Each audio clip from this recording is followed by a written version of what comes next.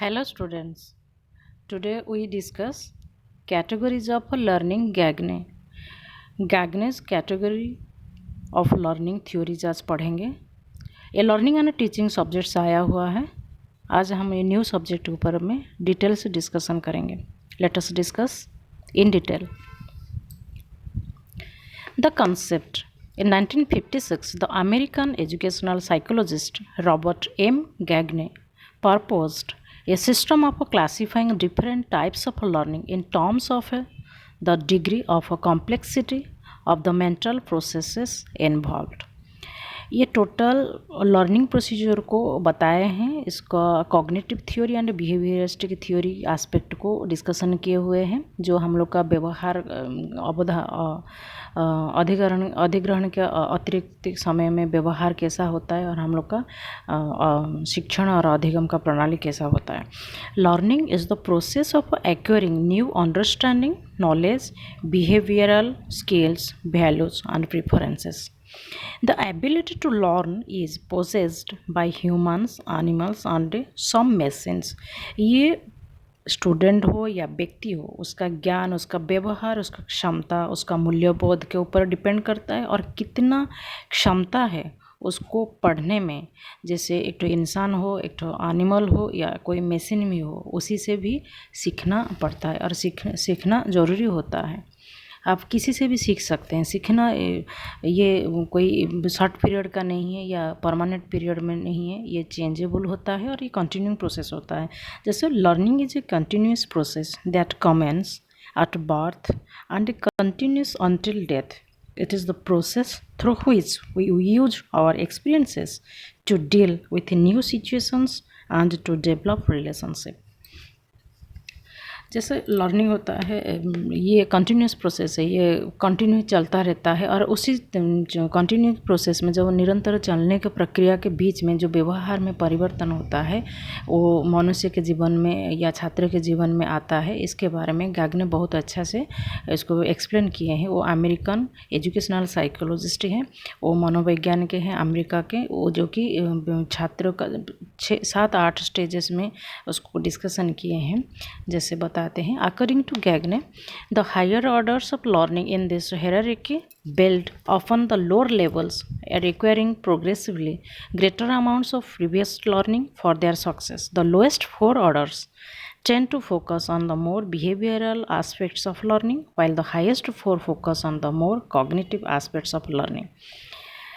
Next, यहाँ पे 8 steps दिया गया है और इसको मतलब हायरार्किकल ऑर्डर में दिया गया है। हम लोग फास्ट देखते हैं problem solving, rule learning, concept learning, discrimination learning, verbal associative learning, चेनिंग, stimulus response learning and signal learning. लेकिन एक्चुअली इसको हम लोग सिग्नल लर्निंग से डिस्कशन करेंगे। यहाँ पे बताते हैं 4 जो स्टेप्स है, सिग्नल लर्निंग संकेत सीखना, स्टिमुलस रेस्पॉन्स लर्निंग उत्तेजना और प्रतिक्रिया का सीखना, चेनिंग श्रृंखलन, वर्बल एसोसिएशन लर्निंग जिसको मौखिक संगति सीखना। ये जो 4 पॉइंट होता है ये कॉग्निटिव एस्पेक्ट्स ऑफ लर्निंग, जो कि दिमाग में मन मस्तिष्क में इसको हम लोग को यूज़ में लाते हैं और ये इसमें मेंटल और आपका थिंकिंग प्रोसीजर को और मेंटल प्रोसेस को फॉलो किया जाता है। जैसे cognitive aspects of learning refers to thinking process and mental procedures involved in the learning process. जैसे सीखने के संज्ञानात्मक पहलुओं को सीखने की प्रक्रिया में शामिल सोच प्रक्रिया और मानसिक प्रक्रिया को संदर्भित करता है। ये सोचने का प्रक्रिया your thinking ability and your understanding ability को समझाते हैं। ये सिग्नल लर्निंग, ये जो 4 पॉइंट होता है, संकेत सीखना, उत्तेजना प्रतिक्रिया सीखना, श्रृंखलन और वर्बल एसोसिएशन लर्निंग मौखिक संगति सीखना, ये 4 पॉइंट जो होता है ये कॉग्निटिव एस्पेक्ट्स को डील करते हैं। और जो 4 पॉइंट होता है जैसे डिस्क्रिमिनेशन लर्निंग होता है और कॉन्सेप्ट लर्निंग होता है, रूल लर्निंग और प्रॉब्लम सॉल्विंग लर्निंग। जब डिस्क्रिमिनेशन लर्निंग होता है भेदभाव सीखना, कॉन्सेप्ट लर्निंग अवधारणा का सीखना, रूल लर्निंग नियम सीखना, प्रॉब्लम सॉल्विंग समस्या को सुलझाना। ये जो लर्निंग होता है 4 पॉइंट, ये आपका बिहेवियरल फैक्टर को डील करता है। जैसे बिहेवियरल फैक्टर में जैसे हम लोग बता सकते हैं, learning is indicated by relatively permanent change in behaviour और knowledge as a result of learning experiences. जैसे हम लोग को शिक्षा ग्रहण करते हैं तो उसी हिसाब से हम लोग का व्यवहार में परमानेंटली चेंज हो जाता है। सीखने के अनुभव के परिणाम स्वरूप व्यवहार या ज्ञान में अपेक्षाकृत स्थायी परिवर्तन से संकेत मिलता है। जैसा कोई किसी के पास मतलब बैड बिहेवियर होता है, खराब व्यवहार सीखते हैं, लेकिन उसको जब अच्छा से ट्रीट किया जाता है, अच्छा शिक्षा दिया जाता है, तो उनका व्यवहार परमानेंटली चेंज हो जाता है और वो प्रयास करते हैं बहुत कुछ आराम से सीखने को और मैनेज करने को। यहाँ पे बताया जाता है जैसे 4 स्टेप्स जो लर्निंग होता है।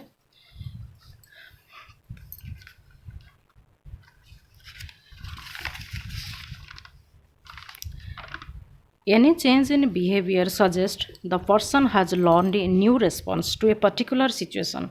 व्यवहार जो बिहेवियरिस्टिक एस्पेक्ट्स ऑफ लर्निंग होता है, व्यवहार में किसी भी परिवर्तन से पता चलता है कि व्यक्ति ने किस विशेष स्थिति के लिए एक नई प्रतिक्रिया को सीखी है। ये मतलब कुछ सिचुएशन को हैंडल करने के लिए आप शिक्षा ग्रहण करते हैं, लेकिन वो आपका व्यवहार में झलकता है और दिखाई पड़ता है समय के साथ साथ। Cognitive aspect, an important cognitive aspects of a learning that can hinder on facilitate learning is prior knowledge and prior learning experiences to students. सीखने का एक महत्वपूर्ण संज्ञानात्मक पहलू है जो सीखने में बाधा या सुविधा प्रदान कर सकता है। छात्रों का पूर्व ज्ञान और पूर्व शिक्षण का अनुभव है। टोटल आपका जो prior knowledge and poster knowledge, आपका जो पूर्व अनुभव और जो नया अनुभव को मिला के कॉग्निटिव डेवलपमेंट होता है। आपका संज्ञानात्मक जो शिक्षण अधिगम प्रणाली होता है उसमें प्रतिफलित होता है या दर्शाया जाता है, दिखाई पड़ता है। तो देन जो 4 पॉइंट होता है, जैसे 4 स्टेप्स हो गया कॉग्निटिव लर्निंग, भेदभाव सीखना, कॉन्सेप्ट लर्निंग, अवधारणा, नियम, रूल लर्निंग, प्रॉब्लम सॉल्विंग, समस्या समाधान। ये बिहेवियरिस्टिक लर्निंग है जिसमें सिखाया जाता है कि आप व्यवहार में कैसे करते हैं, कैसे नियम फॉलो करते हैं, कैसे कोई समस्या आता है कैसे आप अपना उसको समाधान करने के लिए आप रेडी रहते हैं और अपना अनुभव को उसमें अप्लाई करते हैं। ये 8 स्टेप को 2 भाग में विभक्त किया गया है, डिवाइड किया गया है।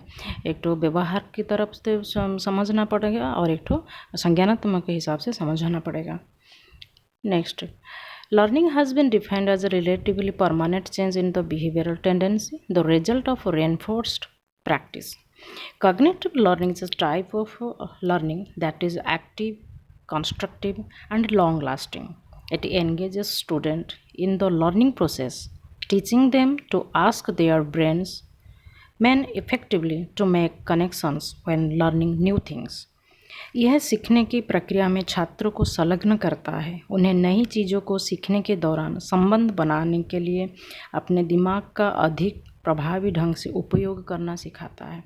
मतलब आप किसी हिसाब से किस पॉइंट पर और किस टाइम पे आपको माइंड को यूटिलाइज करते हैं, अप्लाई करते हैं, मतलब यूटिलाइज करते हैं प्रॉपरली, जो कि आपके लिए बेनिफिट हो और आपको आपके ऊपर इफ़ेक्ट पड़े, आपका प्रभावी ढंग से आपका सीखने का प्रणाली में मतलब अच्छा सीख पाएंगे और ये आपको प्रभावी ढंग से उपयोग करने में मदद करता है। Overall learning events consists of stimuli, learner and responses. यहाँ पे एक तो छात्रों का सीखने का प्रणाली के दौरान उसका एक तो होता है क्या सीखता है, क्या उपेक्षा करता है, क्या एक्सपेक्ट करता है, और उसमें तीन